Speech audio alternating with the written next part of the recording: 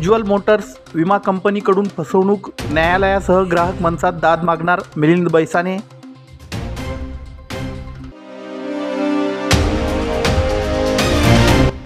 पत्रकार मिलिंद बैसाने यांच्या आरोपांवर टाटा मोटर्सचे डीलर्स उज्ज्वल ऑटोमोटिव्हचा खुलासा।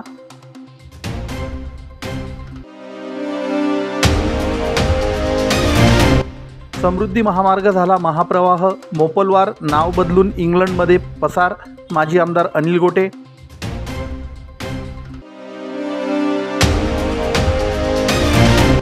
आणि धुळे जिल्ह्यात फिरते कायदेविषयक शिबिर व मोबाईल लोक अदालत वाहनाचा शुभारंभ। धुळे शहरातील उज्ज्वल मोटर्ससह टाटा विमा कंपनीने आपली फसवणूक केली आहे। याबाबत उज्ज्वल मोटर्सचे मालक, विमा कंपनीचे अधिकारी यांच्या विरोधात न्यायालयासह ग्राहक मंचाकडे दाद मागणार असल्याची माहिती धुळे जिल्हा मराठी पत्रकार संघाचे माजी अध्यक्ष तथा पंचशील मोटार ड्रायव्हिंग स्कूलचे संचालक मिलिंद बैसाने यांनी पत्रकार परिषदेत दिली। धुळे जिल्हा मराठी पत्रकार संघाच्या साखरी रोडवरील सभागृहात ही पत्रकार परिषद झाली। यावेळी बोलताना मिलिंद बैसाने यांनी सांगितलं की दिनांक 15 ऑगस्ट 2024 रोजी पत्नी शोभा बैसाने यांच्यासाठी टाटा टिगोर ही कार शहरातील उज्ज्वल मोटर्स येथून खरेदी केली। तेव्हाच कार क्रमांक MH18 CE 1001 हिचा इन्शुरन्स देखील काढला होता। त्यामुळे कारचा अपघात झाल्यास, काही नुकसान झाल्यास विमा कंपनीने भरपाई दिली पाहिजे। नुकतेच कारचे हेडलॅम्प, साईड मिरर, स्क्रॅचेस व किरकोळ कलरिंगचे काम करण्यासाठी कार उज्ज्वल मोटर्स येथे दिली होती। यासाठी 12 ते 15 हजार खर्च व हे काम विम्यातून होणं आवश्यक होतं। मात्र उज्ज्वल मोटर्सने 16,000 रुपयांचं बिल काढलं।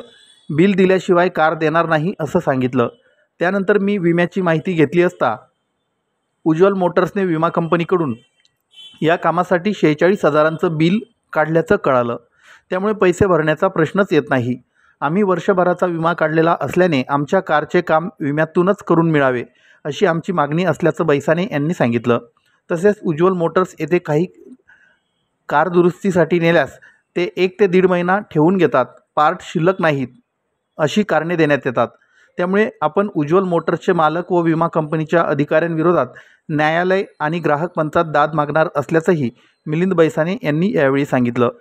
तसेच ग्राहकांना समाधानकारक सेवा न देणाऱ्या टाटा मोटर्सची वाहने ग्राहकांनी खरेदी करू नये असं आवाहनही बैसाने यांनी या पत्रकार परिषदेतून केलं। गेल्या मागच्या वर्षी 15 ऑगस्ट 2024 रोजी मी उज्ज्वल मोटर्स टाटा कंपनीची टिगोर गाडी घेतली। ती गाडी मध्यंतरी 2 वेळा काही क्रॅचेस पडले, तर ते क्रॅचेस दुरुस्त करण्यासाठी मी उज्ज्वल मोटर्सला गाडी नेली। त्यावेळेस माझ्याकडनं 2 वेळा 1800-1700 असे रुपये घेतले गेले आणि माझ्या गाडीचा इन्शुरन्स हा 0 डेप्थ इन्शुरन्स आहे। म्हणजे मला 1 रुपयाची कोशिश लागायला नको, मला 1 रुपया देखील लागणार नाही अशा पद्धतीचा इन्शुरन्स असताना देखील 2 वेळा माझ्याकडनं 1700-1900 रुपये घेतले गेले।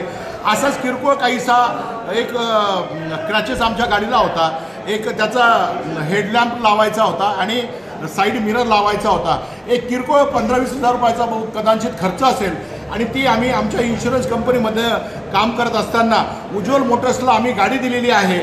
तर ती गाडीचं त्यांनी आमच्याकडनं अजून इन्शुरन्स असताना अजून 15 ऑगस्ट 2026 अजून आलेलं नसताना देखील आमच्याकडे त्यांनी 16,000 रुपयाची मागणी केली। 50% रक्कम आमच्याकडनं मागणी केली।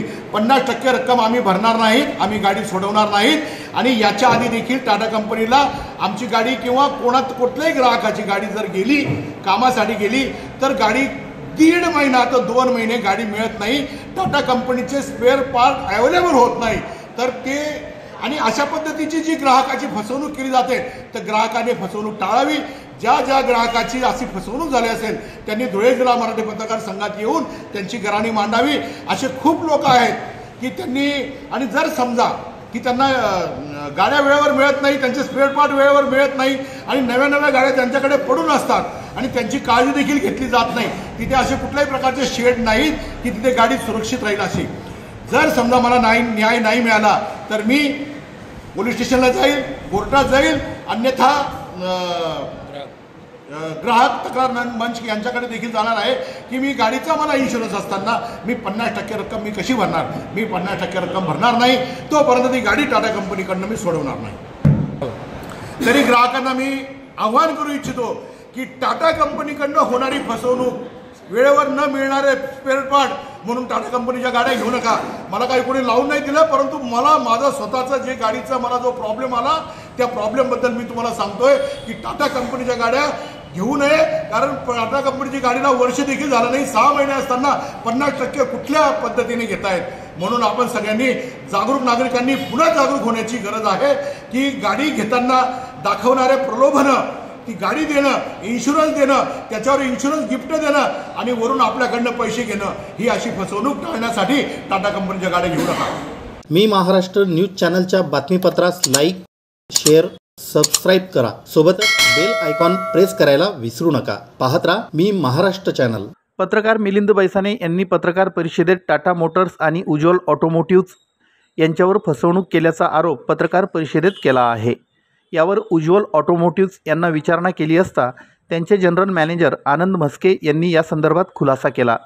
म्हस्के यांनी सांगितलं की मिलिंद बैसाने यांनी आमच्याकडून घेतलेल्या टाटा टिगोर वाहनाच्या संदर्भात केलेला तिसरा क्लेम हा इन्शुरन्स पॉलिसीच्या नियमात बसत नाही. इन्शुरन्स नियमानुसार 2 क्लेम मंजूर केले जातात. यापूर्वीच सदर वाहनाबाबत बैसाने यांचे 2 क्लेम लागू झाले आहेत. तिसरा क्लेम नियमात बसत नाही. नियमानुसार 50% रक्कम बैसाने यांना भरावी लागेल. ती भरून बैसाने यांनी आम्हाला सहकार्य करावं असं आवाहन आनंद म्हस्के यांनी केलं. नमस्कार, मी उज्ज्वल ऑटोमोटिव्ह्ज धुळेतर्फे जनरल मॅनेजर आनंद म्हस्के. आमच्याकडे बैसाने साहेबांनी टाटा टिगोर गाडी ऑक्टोबर 2024मध्ये खरेदी केली आहे. त्यांच्या इन्शुरन्स क्लेमच्या संदर्भात त्यांनी आज सकाळी पत्रकार परिषद घेतल्याचं अवगत झालं. त्याला उत्तर देण्यासाठी मी आज तुमच्यासमोर आलो आहे. बैसाने साहेबांनी ही ऑक्टोबर 24मध्ये गाडी घेतल्यानंतर ऑक्टोबर महिन्यातच त्यांची गाडी आपल्याकडे इन्शुरन्स क्लेमसाठी, इन्शुरन्सच्या अगेन्स्टमध्ये ॲक्सिडेंटच्या क्लेमसाठी काम करण्यासाठी आली होती.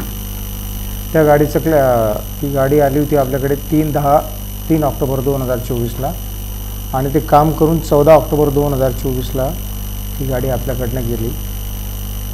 ह्याच्या बाबतीत बैसाने साहेबांनी समाधानकारकरित्या काम झाल्याचं आपल्याकडे सॅटिस्फॅक्शन नोट आहे. नंतर गाडी पुन्हा आपल्याकडे काम करण्यासाठी फेब्रुवारी महिन्यात आली आहे. 11/2/2025ला आली आहे, 11 फेब्रुवारी 2025ला. आणि त्या गाडीचं सॅटिस्फॅक्टरी काम झालं 17/2/2025ला, 17 फेब्रुवारी 2025ला. त्याची सॅटिस्फॅक्शन नोट बैसाने साहेबांनी आपल्याला लिहून दिलेली आहे. इन्शुरन्स पॉलिसीच्या नॉर्म्सनुसार, कंडिशननुसार 0 डेप्रिसिएशन असलेली पॉलिसीमध्ये वर्षभरात सुरुवातीचे 2 क्लेम हे फक्त विदाऊट एनी डेप्रिसिएशन आणि ओन्ली मिनिमम चार्जेस घेऊन सगळे कंपनी खर्च रिएम्बर्स करत असते. आपण त्या नॉर्म्सनुसार सुरुवातीचे 2 क्लेम त्यांना एकदम नॉर्मल जी पॉलिसी कंडिशन असते त्यानुसार घेतलेले आहेत. परंतु हा तिसरा क्लेम हा इन्शुरन्स कंपनीने ग्राह्य धरलेला नाही त्यांचा नीड डेप्रिसिएशन पॉलिसी अंतर्गत. त्याच्यामुळे प्लास्टिक आणि रबर पार्ट्सचे जे कॉस्ट असते IRDAच्या नियमानुसार, इन्शुरन्स पॉलिसीच्या नियमानुसार त्याला 50% डेप्रिसिएशन कंपनीने चार्ज केला आहे. त्याच्यामुळे त्यांची हा जो डिफरन्स अमाऊंट आहे साधारणतः 11,000 रुपये ती अमाऊंट वाढलेली आहे. आणि हे जे काय आहे ते सगळं इन्शुरन्स कंपनीच्या नियमानुसारच आहे. यामध्ये फॅक्ट अशी होती, फेब्रुवारी महिन्यात त्यांचा जो क्लेम झाला त्याच्यामध्ये सगळे पार्ट्स त्यांचे मिळाले. फक्त एक पार्ट त्यांचा जो होता तो कंपनीकडनं शिपमेंट झालेला नव्हता आणि नवीन पार्ट असल्यामुळे तो आपल्याला कंपनीकडनं उशिरा अवेलेबल झाला. त्याच्यामुळे आपण म्हणजे त्या क्लेमच्या किंवा गाडी सोडण्यामध्ये थोडासा 2-4-8 दिवसाचा डिफरन्स झाला होता. त्याच्यामुळे न्यायालयाचे दाद करण्याचे निर्णय घेतला याबद्दल काय नाही. आता कसं सॅटिस्फॅक्शन त्यांचं झालं नसेल तर त्यांना काय सांगू शकतो आपण. म्हणजे नाही त्यांना जर ते न्यायालयाला गेलं तर आपण पण तो निर्णय तेव्हा घेता येईल. ते जर न्यायालयात जाणार बघू त्याच्या आधी आम्ही सामुच्चाराने कालची कंडिशन फॅक्ट अशी होती की त्यांची आम्ही संध्याकाळपर्यंत वाट पाहिली. मला वाटतं ते येऊन पण गेले आणि संध्याकाळी तडजोडीची रक्कम त्यांना वाटली असेल. आपण बाय वे ऑफ डिस्काउंट करून त्यांना तडजोड करून ते म्हणजे संपत आला असतो विषय. काही मोठा विषय नव्हता तो. आपल्या कंपनीकडनं कुठल्याही ग्राहकाची फसवणूक होत नाही का, या आरोपाला आपण कसं उत्तर देणार? उज्ज्वल ऑटोमोटिव्स मागच्या 46 वर्षापासून धुळ्यात कार्यरत आहे. धुळे, जळगाव, नंदुरबार, नाशिक जिल्ह्यामध्ये. सोबत टाटा मोटर्सचे आम्ही ऑथोराइज डीलर आहोत. टाटा मोटर्स पूर्ण भारताच्या बाहेर हे करते. आता त्याच्याबद्दल म्हणजे काय नेमकं सांगायला, 46 वर्षापासून आम्ही धुळ्यात अस्तित्वात आहोत. 4 जिल्ह्यांमध्ये अस्तित्वात आहोत. टाटा मोटर्स 50-100 वर्षापासून इथे अस्तित्वात आहे. याच्या वर्ष कसं ही गोष्ट त्यांनी आपल्याला इथे येऊन बोलले असते आम्हाला, अरे की त्यातनं वे आउट निघाला असता. मी महाराष्ट्र न्यूज चॅनलच्या बातमीपत्रास लाईक, शेअर, सबस्क्राईब करा. सोबतच बेल आयकॉन प्रेस करायला विसरू नका. पाहत राहा मी महाराष्ट्र चॅनल. राज्यातील समृद्धी महामार्ग हा महामार्ग न राहता समृद्धी महाप्रवाह झाला आहे. राधेश्याम मोपलवारांच्या भ्रष्टाचाराविरुद्ध राज्याचे मुख्य सचिव, पंतप्रधान कार्यालय व CVCकडे डझनभर पत्रे व स्मरणपत्रे लिहिली, परंतु मुख्य सचिवांनी एकाही पत्राची दखल घेतली नाही. मोपलवारांच्या पैशाच्या पारड्याने व पैशांपुढे लाचार राजकारण्यांनी माझ्या प्रामाणिकपणाचा पराभव केल्याची शिवसेना नेते तथा माजी आमदार अनिल गोटे यांनी पत्रकार परिषदेत खंत व्यक्त केली. तसेच मोपलवार हे नाव बदलून देश सोडून इंग्लंडमध्ये पसार झाले असल्याचं कल्याण भवन येथील कार्यालयात माजी आमदार अनिल गोटे यांनी पत्रकारांशी संवाद साधताना सांगितलं. त्यांनी सांगितलं की मोपलवारांच्या शासकीय सेवेत त्यांना एकूण मुदतवाढी मिळाल्या. मी ज्यावेळी मोपलवारांची पहिली तक्रार केली त्यावेळेला जर खरोखर कारवाई केली असती तर आज महाराष्ट्राच्या जनतेचे समृद्धी महामार्गाच्या पुरात वाहून गेलेले 56,000 कोटी रुपये पूर्ण नाही पण काही ना काही प्रमाणात निश्चितच वाचले असते. त्यामुळे जर खरोखरच हिंमत असेल तर तुकाराम मुंडे, प्रवीण गेडाम, राहुल रेखावार अशा प्रामाणिक अधिकाऱ्यांची त्रिसदस्यीय समिती नेमून दूध का दूध आणि पाणी का पाणी होऊन जाऊ द्या, अशी मागणीही गोटे यांनी राज्याचे मुख्यमंत्री देवेंद्र फडणवीस यांच्याकडे निवेदनाद्वारे केली आहे. समृद्धी मार्ग हा महाप्रवाह झालेला आहे. याला कोण जबाबदार आहे? ते याला मुख्यमंत्री स्वतः जबाबदार आहे. याचं कारण काय? जर मोपलवार सरकार लंपट भ्रष्ट बेकायदेशीर काम करणारा अधिकारी तिथे त्यांनी नेमला, त्यावेळेला मी त्याला सांगितलं याला नेमू नका. पण मुख्यमंत्र्यांचे बंधू स्वतः हे तिथल्या अनेक जमिनीच्या व्यवहारामध्ये सुप्त पार्टनर होते, स्लिपिंग पार्टनर, आणि त्यामुळे त्यांचा नाईलाज झाला किंवा अजून काही कारण असते. आता जे 56,000 कोटी रुपयाचा एवढा मोठा रस्ता जर त्याच्यावरनं 2 फूट पाणी वाहत असेल तर कसं काय काम काय झालं? अनेक पूल पडले, अनेक ठिकाणचं कॉन्क्रिटीकरण निघून गेले. त्याचा काय होता? काय मोपलवारांना महाविकास आघाडी आणि महायुती एकूण 7 वेळा त्यांना हे दिलेले आहे, मुदतवाढ दिलेली आहे. काय ज्या ठिकाणी मोपलवार केले त्या ठिकाणी त्यांनी भ्रष्टाचार केला. मी स्वतः पंतप्रधानांकडे तक्रार केली, पंतप्रधान कार्यालयाची दखल घेतली, पण इथल्या राज्याच्या मुख्य सचिवांना 1 डझनया केंद्र सरकारकडून विचारणा होऊनही त्यांनी मोपलवार प्रकरणाचं काय झालं याचा अहवाल सुद्धा पाठवलेला नाही. पंतप्रधान कार्यालयाला फाटावर मारण्याचं धाडस मुख्य सचिवांचं होतं कसं? माझ्याकडे मोपलवारांची पत्नी, मोपलवारांची मुलगी आणि मोपलवारांचा मानसपुत्र सतीश मांगले यांची प्रतिज्ञापत्र आहे. आणि त्या प्रतिज्ञापत्रामध्ये मोपलवारांची मोडस ऑपरेशनची काय होती, गुन्हा करण्याची, हे सगळं विस्तृत दिलेलं आहे. जर त्याच वेळेला मुख्यमंत्र्यांनी या प्रश्नाकडे लक्ष दिलं असतं आणि खरंच आपण भ्रष्टाचार रहित काम करतो आहोत ते सिद्ध करून दिलं असतं, तर आज महाराष्ट्राचे जे काय 12-15 हजार कोटी रुपये पाण्यात गेले ते त्याने.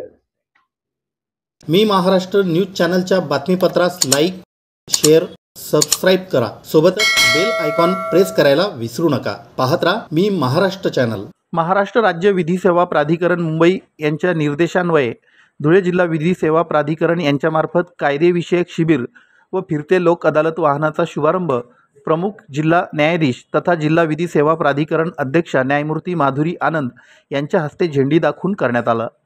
जिल्हा न्यायालय धुळे येथे संपन्न झालेल्या कार्यक्रमाला जिल्हा न्यायाधीश A.B. Sharma, S.M. तपकिरे, Y.G. Deshmukh, D.M. अहेर, जिल्हा विधी सेवा प्राधिकरणाचे सचिव तथा न्यायाधीश प्रवीण कुलकर्णी, मुख्य न्यायदंडाधिकारी K.B. चौघुले, दिवाणी न्यायाधीश V.S. मडके, न्यायाधीश A.S. नलगे, V.J. चव्हाण, न्यायाधीश S.V. मडके, न्यायाधीश S.S. सय्यद, सदस्य सचिव P.N. कुलकर्णी, न्यायमूर्ती S.M. कादरी, न्यायमूर्ती S.R. पाटील, न्यायमूर्ती M.A. चौधरी, मुख्य लोक अभिरक्षक ॲडव्होकेट D.S. महाजन, जिल्हा वकील संघाचे अध्यक्ष ॲडव्होकेट राहुल पाटील, उपाध्यक्ष ॲडव्होकेट मधुकर भिसे, जिल्हा न्यायालय प्रबंधक सलीम शेख, जिल्हा विधी सेवा प्राधिकरणाचे प्रभारी अध्यक्ष M.B. भट, विधिज्ञ व न्यायालयीन कर्मचारी उपस्थित होते. जिल्हा न्यायाधीश तथा जिल्हा विधी सेवा प्राधिकरणाच्या अध्यक्षा न्यायमूर्ती माधुरी आनंद म्हणाल्या की 8 ते 21 जुलै 2025 या कालावधीत जिल्ह्यातील निवडक गावांमध्ये न्याय आपल्या दारी या संकल्पनेअंतर्गत फिरते लोक अदालत शिबिर आयोजित केले आहे. न्याय आपल्या दारी या संकल्पनेतून फिरत्या लोक अदालतीच्या माध्यमातून पीडित, गोरगरीब, वंचितांना न्याय देण्यासाठी जिल्ह्यातील सर्व तालुक्यातील निवडक गावातील न्यायालयात प्रलंबित असलेली दिवाणी व फौजदारी प्रकरणे व दाखलपूर्व प्रकरणे या लोक अदालतीत तडजोडीने निकाली काढण्याचे प्रयत्न केले जाणार आहेत. त्याचबरोबर नागरिकांना लोक अदालत व विविध कायद्यांची माहिती देऊन कायदेविषयक जनजागृती केली जाणार आहे. धुळे जिल्ह्यातील नागरिकांनी फिरते लोक अदालतीचा लाभ घेण्याचं आवाहन न्यायमूर्ती माधुरी आनंद यांनी केलं. नमस्कार. आज 8 जुलै. आत्ताच आपल्याला श्री कुलकर्णी यांनी माहिती दिल्याप्रमाणे आपल्या धुळे जिल्ह्यामध्ये 21 जुलैपर्यंत आपण फिरते लोक न्यायालय साजरे करत आहोत. साजरे करत यासाठी आहोत की आपल्याला न्यायालय हे दारी न्यायचं आहे. कमजोर, पीडित, वंचित लोकांच्या, गोरगरीब यांच्या दरवाजापर्यंत न्यायालय न्यायचं आहे आणि त्यांना तिथे जाऊन न्याय द्यायचा आहे. त्यामुळे मी सुद्धा असेच आवाहन करेन सर्व जनतेला धुळे जिल्ह्यातील की त्यांनी या संधीचा फायदा घ्यावा, आपला वेळ पैसा वाचवावा आणि आपल्याच दरवाजावर आपलं जे त्यांचं प्रकरण असेल, त्यांचं कुठलं वाद असेल किंवा अजून काही त्यांची तक्रार असेल ती तिथेच मिटवावी आणि त्याचा लाभ घेऊन आपला वेळ आणि पैसा वाचवावा. धन्यवाद. मी महाराष्ट्र न्यूज चॅनलच्या बातमीपत्रास लाईक, शेअर, सबस्क्राईब करा. सोबतच बेल आयकॉन प्रेस करायला विसरू नका. पाहत राहा मी महाराष्ट्र चॅनल.